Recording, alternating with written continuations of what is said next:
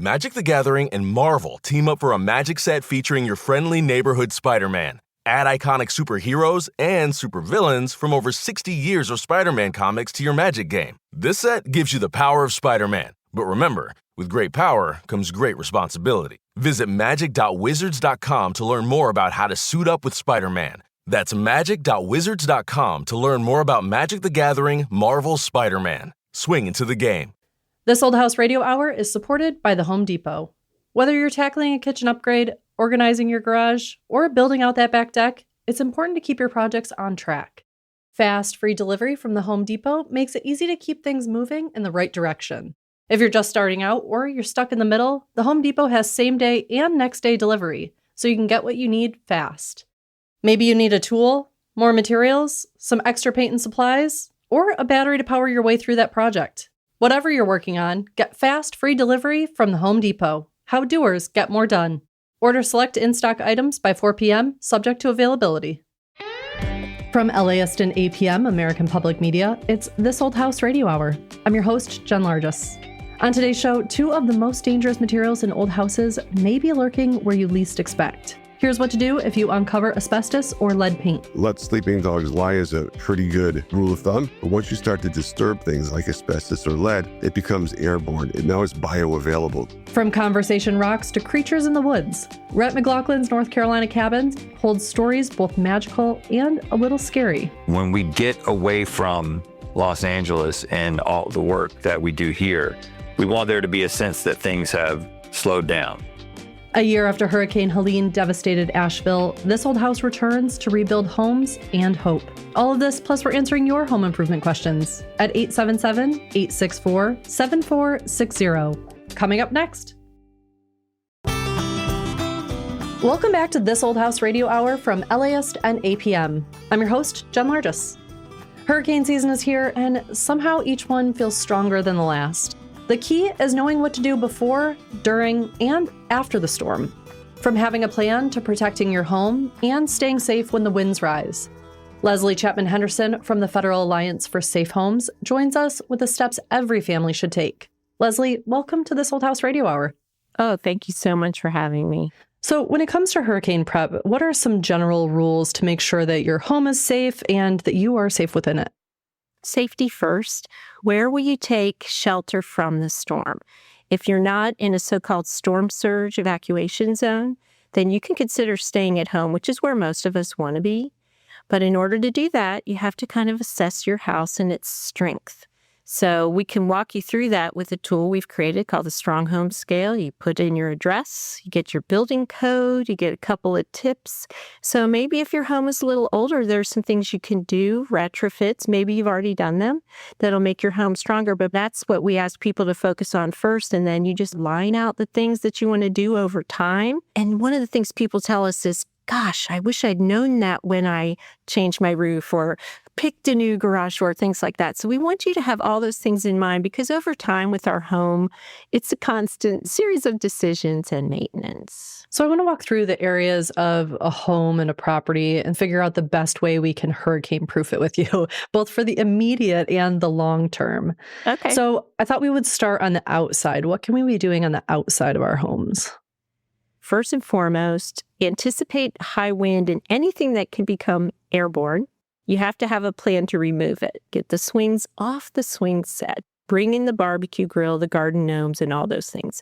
Make a list. And that way, when you're busy, this might happen, I'm ready to go. Another thing to do on tree health is make sure you don't have dead limbs that could easily break off and become missiles. We don't want that. Then take a look at water flow, starting with your gutters. Are they clean? Are the downspouts still attached? Are the pans pointing in the right direction? Because we don't want the water to pond up around your foundation. We don't want it to rise and seep into your home. Just take a look outside on any really rainy afternoon and say, where's this water going? And beyond that, you can use culverts in your yard. We can't keep the water from coming, but we can direct it. And that's what sandbags are all about. So moving to, let's say, the garage area, what can we do there? New data tells us in 3,000 homes affected by wind speeds up to 135 miles per hour, in every instance where the garage door remained intact, The roof and the adjacent walls did as well. So what that says is people overlook that garage door. And there's 3 different levels of things you can do there. Buy a metal brace and have it installed. It swings down and snaps into place. If the door itself is sturdy, you can brace it that way. Or if you're shopping for a new door, you can pick one that's wind and pressure resistant. You can look at a garage door that's manufactured to withstand not just wind, but also the pressure. That cycling pressure just pushes and pushes, and then the sides flap. The wind sneaks in behind the door, and the pressure builds up in the garage like a balloon. And that's why you see roof damage from the inside out near a garage, because the pressure pops it. Something DIY, just going out, giving yourself a garage door checkup, looking at the screws, get them tightened up. We know that garage door could be the make or break element. So let's move to the rooms that have doors to the outside along the exterior of the home. What can we do there? Your exterior doors, you have several options, right? There's 7 different types of shutters. You can shutter an exterior door just as you would any other opening. The trick there is one door needs to be available for entering and exiting because there could be fire and you need to be able to escape from your home. And one thing too, you don't have to just pick one solution. Let's say you have a 2-story house, you have an exterior door, pick one. Impact resistant, maybe costs a little bit more. Now you know you have an operable door, leave that be. Then look at all your shutter options. For your second story, you want to have something that's passive and always in place. You could combo those in different ways and make sure that they're all protected. What do you need to do additional or different with windows? So windows are interesting because 50 years ago, we did not have dual pane windows, right? We had single pane windows with glass that easily shattered. So we had official counsel coming out of the Hurricane Center that said, get that masking tape and pop it all over your windows. And we're still combating that myth today, but less so over time. We've helped people understand your windows are dual paned. So we're not worried about shatter. And especially for, a window that's, say it's in a operable space or a door, you'll even have safety glass. So you want to elect an opening protection option for your windows. No duct tape does not overcome that. So just no tape. A lot of people really like the 8th level of opening protection, which is an impact resistant window. You can choose those for all or part of your home. That's great for second stories because they're passively and always in place. Is there any way to secure an attic?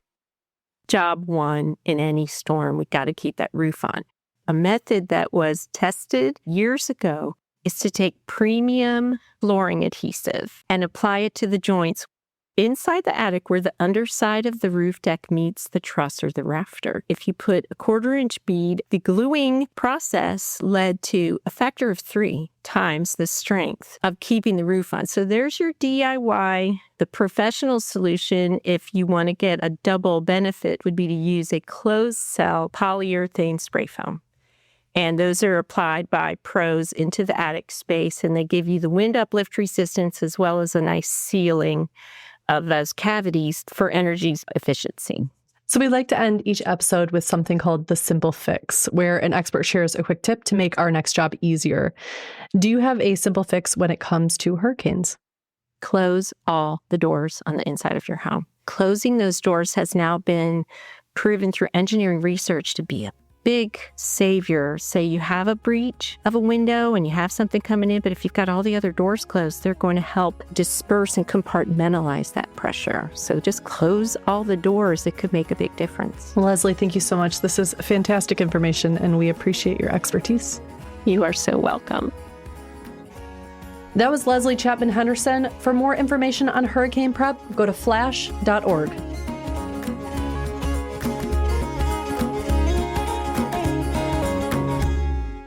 Right now, we're answering your questions. Call us at 877-864-7460. Hello, you're on This Old House Radio Hour. Hi, this is Mike Ripke calling from Palmer, Alaska. Mike, you're our first caller from Alaska. Yeah. Congratulations. And what's your question today? I have a bunch of questions, but when we first moved in, went underneath the house, we have a crawl space you can stand up under, and Me and my brother-in-law decided to take a 4x6 beam on one of the cement blocks and pound it in for support for our support beam under the house. And shortly afterwards, I don't know, maybe a year later, noticed some plaster tape where the stucco was started coming unpeeled. So I, tried to do a quick fix by gluing it back on. And I noticed the one part that seemed to, really hold up is our master bathroom where I use plaster of Paris. I just filled in a crack, but it's coming apart in a couple sections. It's mostly the tape seam on the ceiling. And I was wondering, what should I do, if anything? Okay. To help answer your question, we have Zach Detmore, a general contractor for This Old House, here with us on the line. Okay. All right. This is a good question here. So how old is this house? It was built in 1986. Gotcha. And when you made this good repair, did you use joint compound or did you use plaster of Paris? Joint compound. Joint compound. Okay. Yeah. The first thing I'm thinking, Jen, is that the roof is moving up and down. Well, he gave us that interesting clue about moving around the support beam. I don't think it's related, but I could be wrong. Unrelated clue. Got it. Yeah. The roof of the house, is it a ranch? Is there anything up there? Or is it like a truss roof system? What can you tell me about this roof? Well, it's a ranch house. I guess when you say truss, it does have trusses up there. It's a gable roof. And it has trusses. What's a truss, Zach Detmore?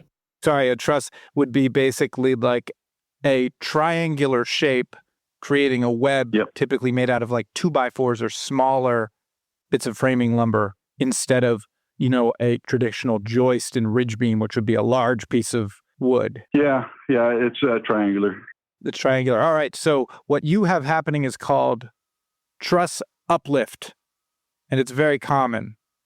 And basically what's happening is you have a differential in movement. So the top chord is moving at a different rate than the bottom chord, because the bottom chord, which we'll call the bottom of the truss, is being heated by the ceiling, and the top chord is freezing, right? So the top is shrinking a lot. Imagine you're pulling back a bow and arrow, so the bottom chord wants to peel away. Does that make sense? Uh-huh. Outside of the truss that's sitting down on your exterior walls is peeling up, and that's what we call truss uplift. Okay. In the areas where this is happening most acutely, what I think I would suggest, you may not be able to get there if the roof is low pitched, but I would attempt to screw that down, because probably what happened was when, someone was up there with a framing gun and they just, threw in maybe 3 to 6 toenails, and that's not a strong enough connection to stop this from happening. But if you had like a screw or a bolt that was really getting good purchase, it would minimize that movement, and I think it would solve the problem. Okay. If you can't do that, they actually sell a paper tape with like a silicone gasket in the middle. And what that's going to allow you to do is basically let the roof continue to move in and out seasonally, but that silicone gasket will make sure that the tape is adhered to the ceiling and the wall, and it has that flexibility in the middle. So that's option 2. Okay. Or you could put a second floor on your house. That would solve this problem too. Right. Yeah. Well, I just had so much fun, plastering this tape the last time. I'm just thinking, do I really want to do it again? So anyway.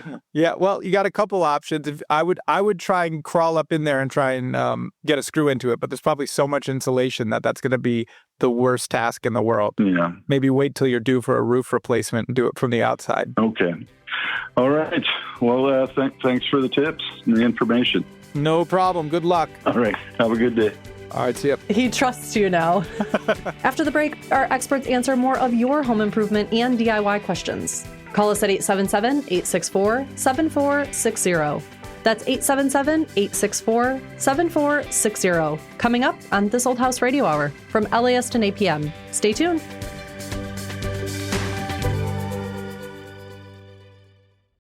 This Old House Radio Hour is supported by the Home Depot. Whether you're tackling a kitchen upgrade, organizing your garage, or building out that back deck, it's important to keep your projects on track. Fast, free delivery from the Home Depot makes it easy to keep things moving in the right direction. If you're just starting out or you're stuck in the middle, the Home Depot has same-day and next-day delivery, so you can get what you need fast.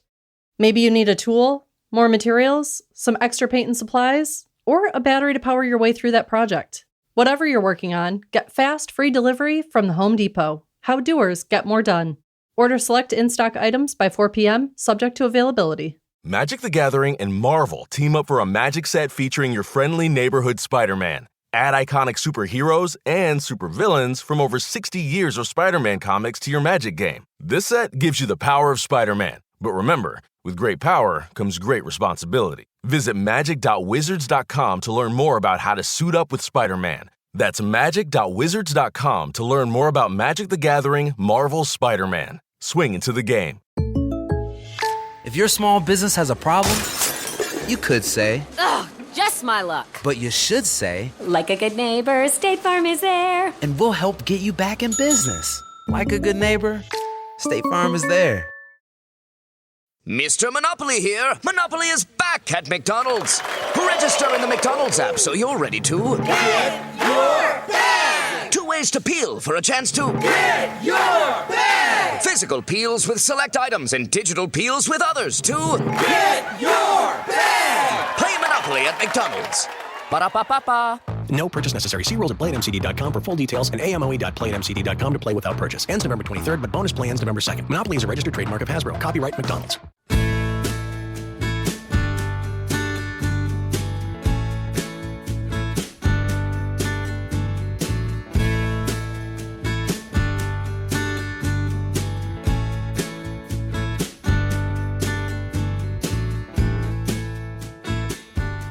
You're listening to This Old House Radio Hour from LAist and APM. I'm your host, Jen Largis. Right now we're tackling your DIY and home improvement questions. Call us now at 877-864-7460. That's 877-864-7460, and we'll match you with the right expert. Hello, you're on This Old House Radio Hour.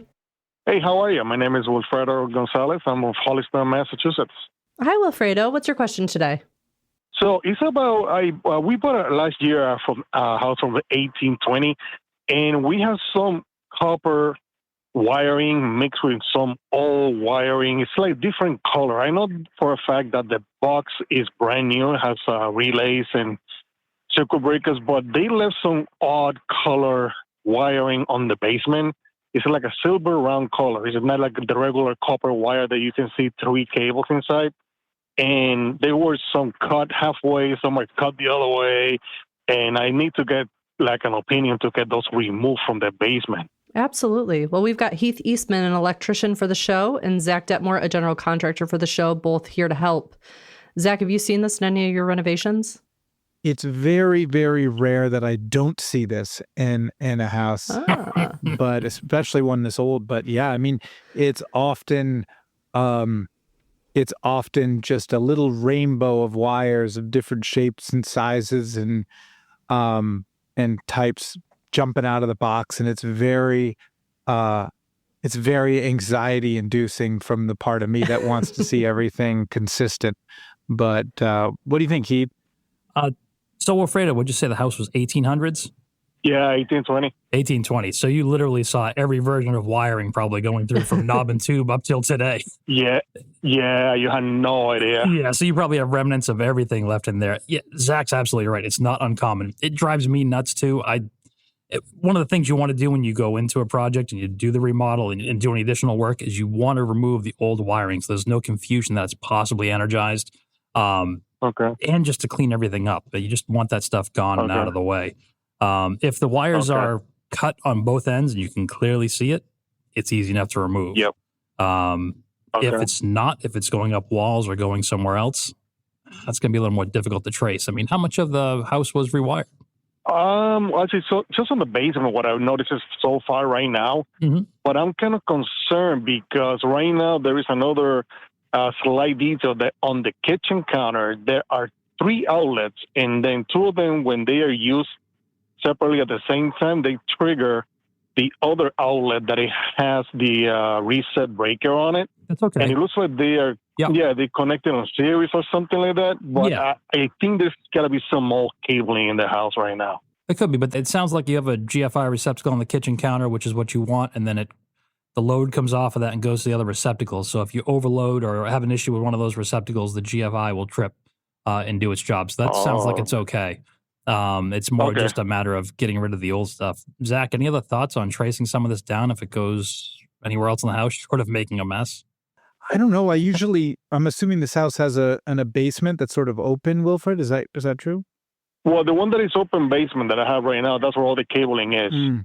So I think that's usually where I start, and I'm sure Heath knows this better than me, but it's often very frustrating because in old houses, sometimes you'll have 100 wires in the basement, but 90% of the house is run off of, 2 circuits.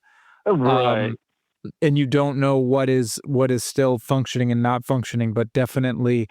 Exactly. That's my biggest issue. I think there's a lot that can be said for, like a lot of times when I'm bidding a job like this, I'll have the electrician give me a price for all of the work we're going to add, recessed lights, all this stuff, dedicated lines. They give me a fixed price for that. And then I come up with a bucket of hours for them to just declutter the basement.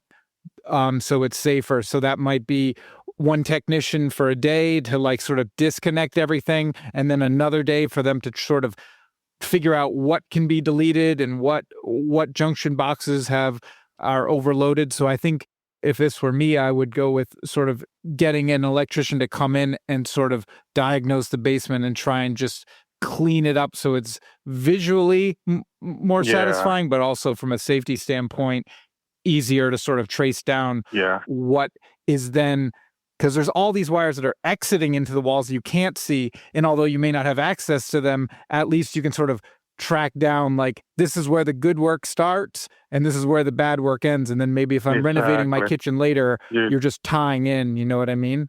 Yeah, that's, really the best bet is to call someone and take a look at that. And again, unless you can see that the wire is simply cut on both ends in the basement, easy enough to remove. But other than that, based on the age of the house and the stages of wiring it's gone through, you're probably not 100% sure of what's still active and what isn't. Does the tester that works on today's wires give you an accurate reading if other old wires are hot?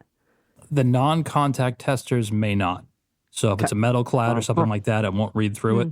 Certain NM cables it will, but again, those aren't 100%. Yep. And I don't want to encourage someone to work on possibly energized junction boxes and open that up. No. Yeah. No, not at all. No, I think Zach's got the right answer. Thank you, sir. Appreciate it. Bye. All right. Good luck. Take care. Call us now to have your home improvement or DIY question answered. 877-864-7460. That's 877-864-7460. Hello, you're on This Old House Radio Hour. Hi, it's Greg Semmel. I'm calling from Bay Shore, Michigan. And Greg, what's your question today? Well, I have a walkout on Lake Michigan, meaning the lower floor is shaped like an L, and the 2 bedrooms face the lake on the left, but the 3rd bedroom is below grade on the bottom of the L, and it's crazy humid there. Mm-hmm. So the kicker is that above this 3rd bedroom, which we call the bunker room, which was actually designed to be a survival bunker, is the garage. We're running dehumidifiers 24/7 down there, have been for 10 years. 2 of them just broke, and I'm kind of at a loss to figure out how to what I'd like to do is stop the ingress of moisture, but I don't see how I'm going to accomplish that. Well, to help answer your question, we have Zach Detmore, a general contractor for This Old House, here with us. Zach, have you ever seen the color of Lake Michigan? No, I haven't. Not personally. It looks like the Caribbean. It's as blue could be. Really? Yeah, like turquoise blue. Excellent. Would you say? Zach, I would love to show it to you. Come on over. I'll come over. Do I get to stay in the bunker? If I solve this problem, do I get to stay in a real bedroom? No, yeah, you can stay in one of the ones facing light, sure. Excellent. Yeah. How is the humidity manifesting? Is it uncomfortable, or does it smell really bad down there? Well, we do have mold problems. We find them in closets. There's just a complete lack of air movement down there. Do you have a central forced air conditioning system in this house at all, or how are you heating and cooling it? That's an excellent question. The problem is not in that bunker room. The foundation is cinder block, and it goes all the way 4 sides around, even the wall between the bunker room and the rest of the lower floor. And I suspect those cinder blocks are full of concrete to hold up that slab, which has got to be 6 inches thick or maybe 8. I don't know. Yeah. So I think maybe when they did the HVAC, they went away. We can't plug a hole in this. I think the guy actually built this house himself and wasn't, really clear thinking guy. Yeah, those preppers, they don't always know. Yeah, right. We'll figure it out. 2 things are coming to mind for me. I'm going to let Jen take the lead on this because she's our resident Michigan expert, as you can tell by the color of the water. Right. Well, here in northern Michigan, you should know. Your normal dehumidifiers are no match. Exactly. Exactly. Is the cinder block wall just exposed, the one between the bunker room and the house? It's drywalled, of course, on the hallway side. So it'd have to go through that too if you were to come up with some other idea. But I just had 2 dehumidifiers die, one of which was only 2 years old. You know how that goes. Mm-hmm. And they're pretty spendy. So I have invested in a better dehumidifier, the type that are meant for crawl spaces. Well, let's talk about the first. The first thing that came to mind to me was doing what you did, which is a larger purpose-built dehumidifier, because it's a little bit more reliable. It's meant to sort of run constantly. These larger units, and like oftentimes you see them like sort of suspended from the ceiling with a pan below them. Right. They are quite incredible, and humidity will equalize to some degree. But if you've got this room that's isolated and the door's closed, and there's no air exchange happening in that room already, that's going to be a problem. So I think you're right to say introducing air to that room makes sense. And I think if you called a plumber and asked them, or an HVAC company and asked them and said, I need you to core drill this. I need you to duct this in, and I need you to core drill this. A core drill would make short work of that, and it would be a clean, tidy hole. There would be some sort of water coming off the bit, which would be messy, but it would make short work of cutting through that. So that's the tool that's necessary. And most plumbers have that tool if they work in commercial environments. Right. But I think I would really focus on trying to get this dehumidifier circulating the air through the basement, because I think that might just solve your problem if you can make sure you're balancing out the space. And that might mean some mechanical venting, maybe adding a low draw fan just to constantly move air. But I think that would give you pretty good results. Great. I appreciate the advice. I've been trying to figure this out for 10 years, and I'm going to dive in and do it. Thanks. You got it. Good luck with it. Take care. Call us now at 877-864-7460. 877-864-7460. Hello, you're on This Old House Radio Hour. Yes, this is Sal Andriolo from Lakewood, Ohio. Hi, Sal. Thanks for calling. What's your question today? The question I have is, we own a duplex, and our children are living in it. Our son lives upstairs, our daughter lives downstairs, and it's over 100 years old, very poorly insulated, very drafty. So the question I have is, how do you retrofit insulation in one of these older homes? Good question. We've got Charlie Silva, a builder for the show, and Zach Detmore, general contractor for the show, both on the line. Zach, what advice would you give him about retrofitting an old home with new insulation? Yeah, Sal, I think the first question I would ask is, what looks better, the outside or the inside? Because you need to get insulation into the walls some way, either blown in or placed in like a bat, or sprayed in like foam. But to get it all in and all filling all of the cavities, you need to make a lot of holes if you're going to blow in cellulose, which is one of the most common things you see for retrofits. So if it's done on the interior, you're cutting holes in the plaster and blowing in. And remember, there's cross blocking, so it may not be one hole every 16 inches. It might be several on a 8-foot wall. So that's one option. If not, then you have to go from the outside, and that might involve, if you have something like vinyl siding or aluminum siding, it could be as simple as sort of unhooking that, getting that access, and then patching it up again. But if you have wood, like shake siding, then maybe you're popping shakes. But it sort of depends. But I would say the most affordable option that would come to mind would be starting with the blown-in. What do you think, Charlie?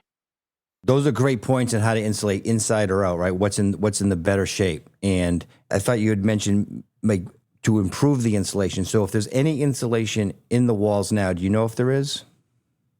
No, there's none. That's good, actually, because if you had some, it wouldn't be a good insulation job. You'd have to put 10 times the amount of holes to really insulate a bay properly, because if it's empty, it can travel through the bay easier.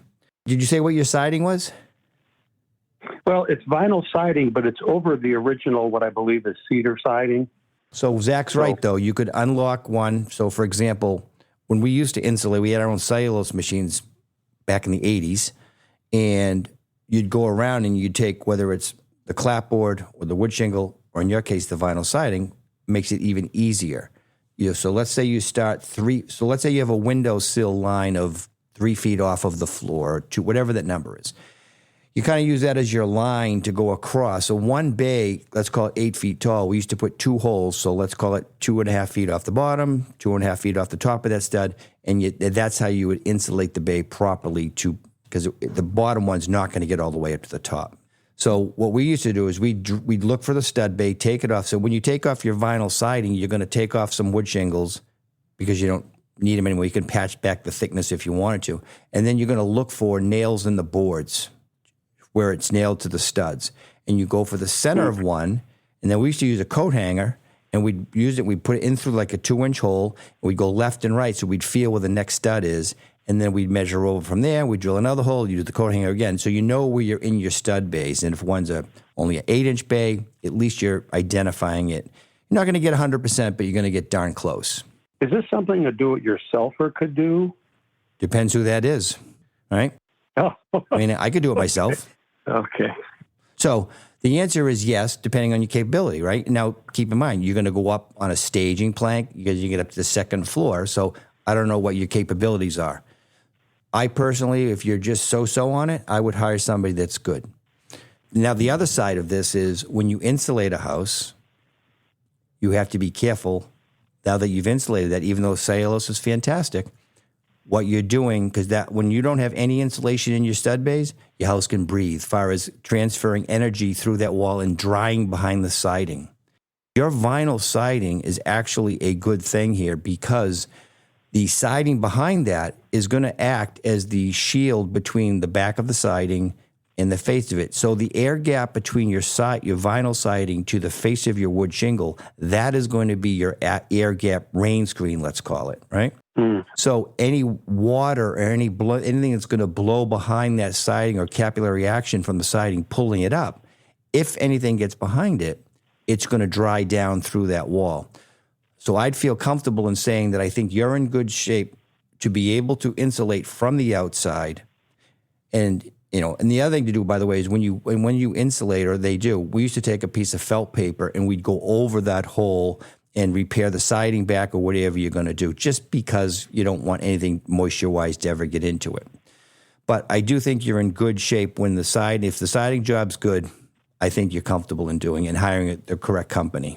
And the other one quick little tip I'll give you, make sure when you're doing this, you have somebody on the inside, because many years ago, we were insulating somebody's house, and this space taking an awful lot of insulation. So we're in the house, and we covered the couch with insulation because there was a hole in the wall, and all of it blew in. So that really wasn't the best. And we got it all cleaned up before they came home. But so have somebody on the inside too. That's a pro tip right there. And we're way past the statute of limitations, so we're covered. So. Coming up next, Griffin Dunne's Beverly Hills home was a stage set of glamour and ghosts, shaping the childhood of one of Hollywood's most enduring storytellers. That's next on This Old House Radio Hour from LAist and APM.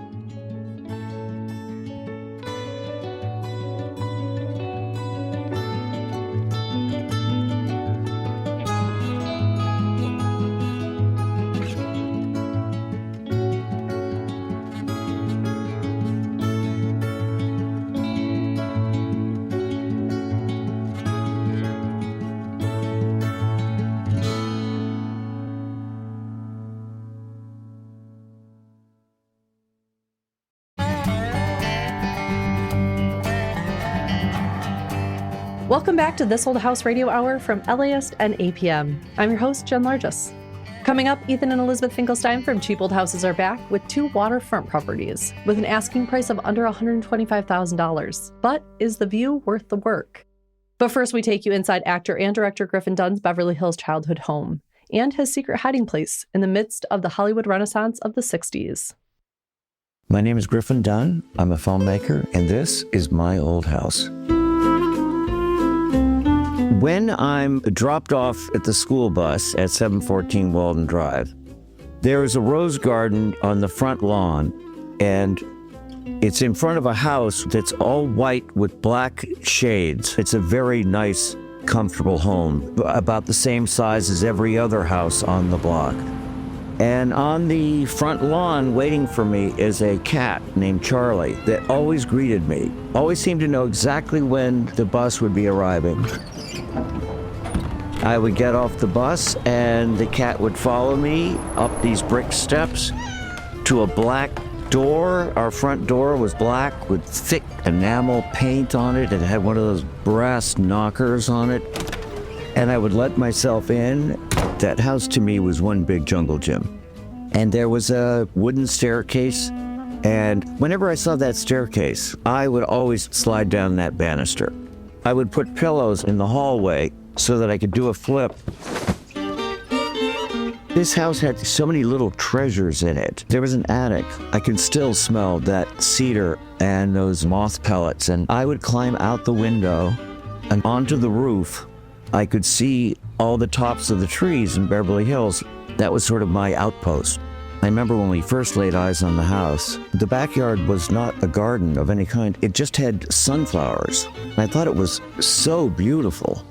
They tore them all down, and there was a guest house. And my parents put in a pool back there. Every now and then there'd be somebody, a movie star rather, who I not only knew, but just was in awe of, that he would be in our house. Sean Connery, James Bond, in our swimming pool.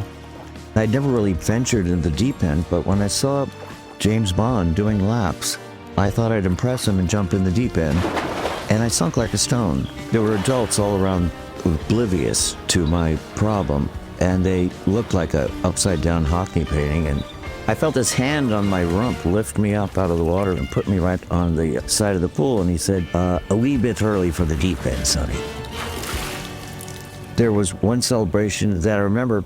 It was my parents' 10th wedding anniversary. I was 8, but as an 8-year-old, I had a sense that there probably wouldn't be an 11th anniversary.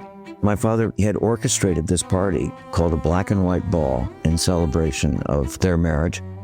He had hired art directors and he hired scenics to paint flats like they have in Hollywood on stage sets. They were put outside all the windows and it was all lit like a soundstage. My father had sent a case of champagne to the Beverly Hills Police Department and all of our neighbors apologizing in advance for the noise. Truman Capote and young Dennis Hopper and Warren Beatty, Billy Wilder, and William Wyler, and John Huston started coming at 9 o'clock, and then there was dancing until dawn. As the sun was coming up, a fight broke out on the front lawn between John Huston and William Wellman, and it was broken up by the police. The police finally arrived, and all the art decoration from that party stayed on till we sold the house decades later.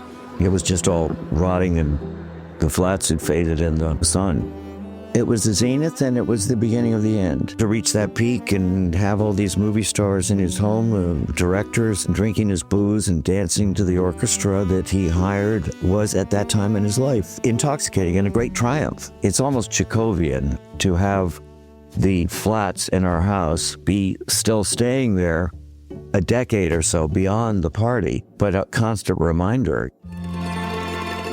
I used to look out the window at the rose garden that my father had planted for my mother. And I would see this cat, and the cat's name was Panda. And the rose bushes were very tall. And she would always manage to get the bud of the highest rose, put it in her mouth, and then carry it inside and drop it on my mother's lap. But at that time, she was already bedridden and could never figure out how did she get that bulb from the top, and we never saw her once capture the rose. We just saw her carry it in. Even we would peek over the window and spying on her. Panda always whipped her head around, saw us peeking at her, and then would walk away. And then we'd take our eyes off it, and 10 minutes later, we'd hear the sound of Panda entering with the rosebud. And it would just be this mystery we'd never saw or knew how it happened. Like any kid, you don't value where you live at the time or see just how special a place that was and the impact it had on your life. You reflect on that, and I certainly relived so much of that when I was writing my book.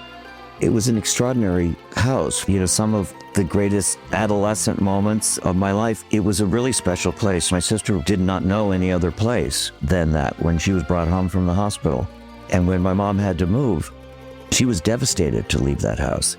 She hired a photographer to take pictures of the house so that she would always have the memory. And I remember her crying, so upset. It had an even more of an impact on her having to leave it and her memories of that house than it did for me until I reflected on it when writing the book. That house was indeed the last time all of us did live together. It was a very happy memory, but filled with mystery and the unknown, and not only how Panda got the bud, but for all the hardship that would be coming. Not just hardship, but good times, but in a different way.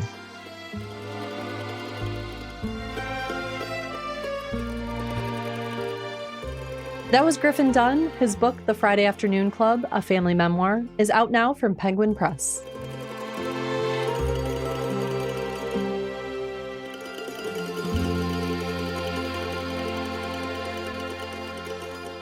Right now, we're joined by Ethan and Elizabeth Finkelstein, publishers of Cheap Old Houses, the popular social media account that draws millions of fans eager to discover homes across America, listed for as little as $10. Together, we'll explore whether these hidden gems become a labor of love or a money pit. Ethan and Elizabeth, thanks for joining us on This Old House Radio Hour. Hi, Jen. Hey, Jen. Great to be with you. Same to you. And also joining us to understand the scope of a possible renovation is This Old House general contractor, Zach Detmore. Hey, Jen. Hi, Zach. Hey, Zach. Hi, Ethan and Elizabeth. All right, so our first listing today is a 4-bedroom, 2-bathroom, single-family home that sits 100 feet from the Harrington River. The Cape Cod-style house was built in the 1930s and has 2,400 square feet available on the inside. Most of the cabinets, walls, and floors do look like they're from the 60s, and while it doesn't offer a cooling system, the home sits near nature trails along the river. The 2-floor Cape Cod-style home with 4 bedrooms and 2 bathrooms is located at 1236 Main Street in Harrington, Maine, and has an asking price of $75,000. Ethan and Elizabeth, what are your thoughts on this home? Oh, Jen, I love this house. This is one of those ones that I know if we post it on our Instagram feed, it's going to go viral. It just has the perfect combination of sort of this time capsule nature. It's waterfront. It looks like a lot of houses from the period. It's kind of a typical bungalow. Mm-hmm. And it has a vintage bathroom and it has a vintage kitchen. And the photographs just glow. There's something about the woodwork mixed with the vintage wallpaper that this house just has so much soul. Mm-hmm. This kind of gives you a feeling that someone just closed the door one day and didn't come back. And There's something very alluring about that. You have questions, you wonder, and also it's a window into another life and another time. Absolutely. Do either of you have any theories as to why this has been on the market for 6 months, along with a drastic $54,000 price cut? I think people are trying to figure out what the real estate market is doing. What happens with these cheap old houses is people try to feel like and estimate what the price of the house could be worth. So they might list it at $150,000 or $200,000, thinking that there might be a buyer out there, and then they slowly see these price cuts. And so what we see with this house is that it's cutting $5,000, $10,000 here and there. They're trying to find that perfect place. And the realtor's looking for it just as much as the buyer and the person trying to restore it. So with this $54,000 price cut, we're getting to the place where someone's going to take this on, and hopefully this building will be restored. Absolutely. And Zach, what are your thoughts on this home? I think this is a house I would have to smell to know if it's a good purchase. I'm just afraid of the sort of inherent neglect and was water allowed to get in there for a very, very long time. Because when you look on the interior and the exterior, you see blistered paint. On the inside, you see a lot of plaster cracking, which is often caused by a house being unconditioned through the season. So the wood is expanding and contracting. There's also a lot of evidence of leaks in the ceiling. None of it is particularly scary, but if I walked into this house and it smelt of mold and mildew in every room, I would probably be pretty scared because I would think this would be a full gut. Yeah, I can imagine. So can you tell us what smells should we be concerned about versus what are the smells that would raise red flags? If you walk through a house and the first, second, and third floor smells musty, dry, you feel like you want to take a drink through your nose, that's not a bad thing, right? If you walk in the basement and it smells a little funkier, that's also not a bad thing because chronic water issues in a basement, the basement can handle a little moisture. But when you walk in the front door and you're hit with like a mold, a mildew, think of the smell you would get like with a wet towel that didn't dry out properly in the summer, and you're getting that on the first, second, and third floor. To me, that's a bad smell. A funky smell in the basement to look out for is diesel fuel. Heating oil and diesel pretty much smell the exact same way. And a lot of these houses heated with oil, and then the oil tank leaked and got into the concrete and just sort of permeated everywhere. So definitely look out for like the smell of diesel fuel or fuel in general in the basement. Now on to our second listing for today. We've got a 3-bedroom, 2.5-bathroom home located right off Sabrine Lake. It was built in 1962. This home showcases vintage details, including original doors, glass doorknobs, original wood flooring, and roof tiles. There's also a balcony and a sunroom off of the primary bedroom. This spacious 1.5-acre property includes a separate garage apartment that does have current tenants. This 2,980 square foot home with 3 bedrooms and 2.5 bathrooms can be found on 2149 Lakeshore Drive in Port Arthur, Texas for a starting price of $124,900. Elizabeth, in the pictures, you can see what looks like a cruise ship sailing by the front of the home. Have you ever come across a listing that is located this close to a shipping channel? We don't come across a lot of waterfront cheap old houses. It's fun that today we are focusing on 2 of them because they're pretty special. So that is a neat factor about this house. Also, this house is just extremely large. It kind of has a mansion-esque quality about it, and it has a really beautiful staircase. I am smitten with the 3 vintage bathrooms. I think we have a pink bathroom, a blue bathroom, and a 2-tone purple and green bathroom. So if you are a lover of vintage tile, as I am, you're gonna just be in heaven. Ethan, this property states that there are currently people living in the garage. In your experience with finding and tracking these kinds of properties, is that a pro or a con?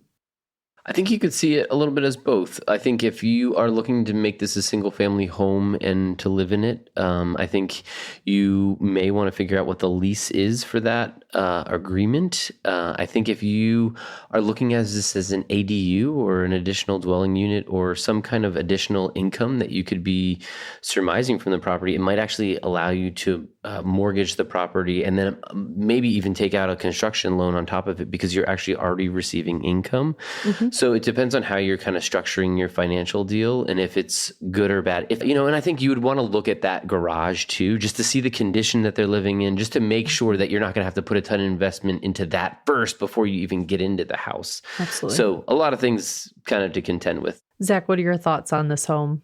So the first thing that I noticed about this house is a beautiful roof. Now, that's a beautiful roof if it's in beautiful condition. It's an expensive roof if it's compromised. So the roof appears to be like a green Spanish tile roof. And basically what this is the tile is half a circle. And you would lay them down next to each other with the open part of the half circle pointing up. And then the next layer of tiles goes between the two with the open side pointing down.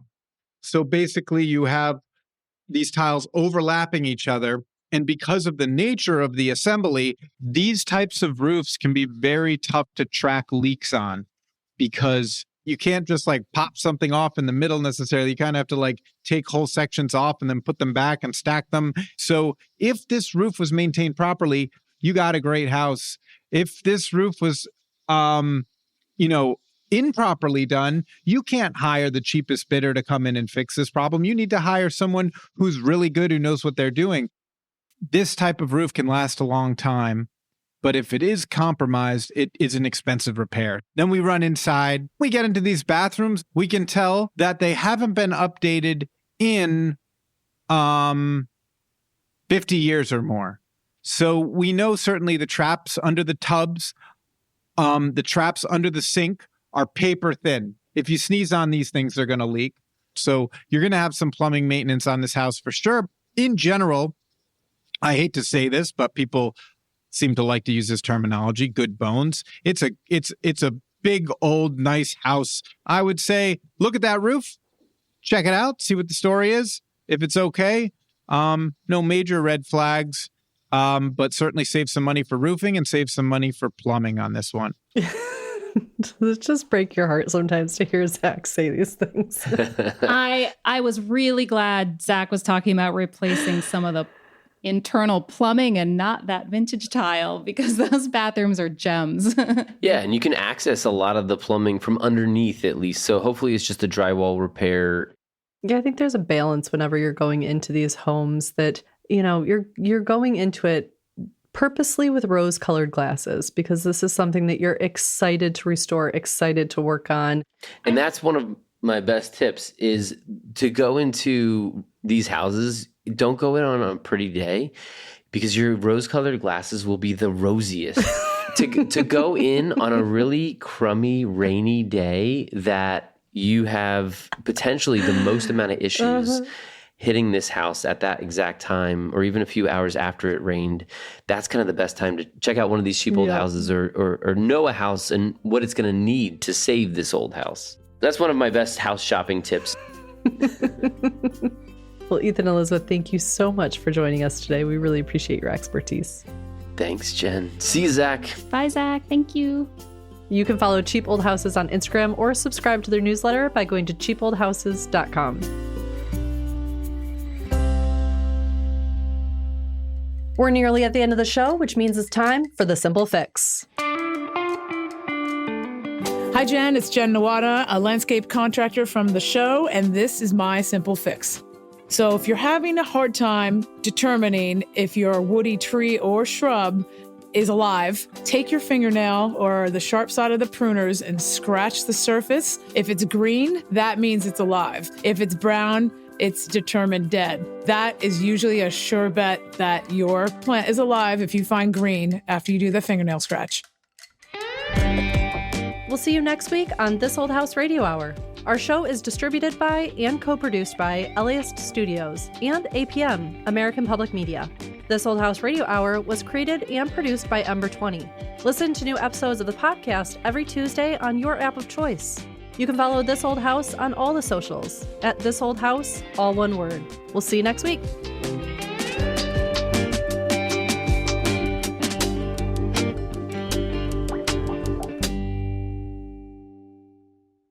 Magic the Gathering and Marvel team up for a magic set featuring your friendly neighborhood Spider-Man. Add iconic superheroes and supervillains from over 60 years of Spider-Man comics to your Magic game. This set gives you the power of Spider-Man. But remember, with great power comes great responsibility. Visit magic.wizards.com to learn more about how to suit up with Spider-Man. That's magic.wizards.com to learn more about Magic the Gathering Marvel's Spider-Man. Swing into the game.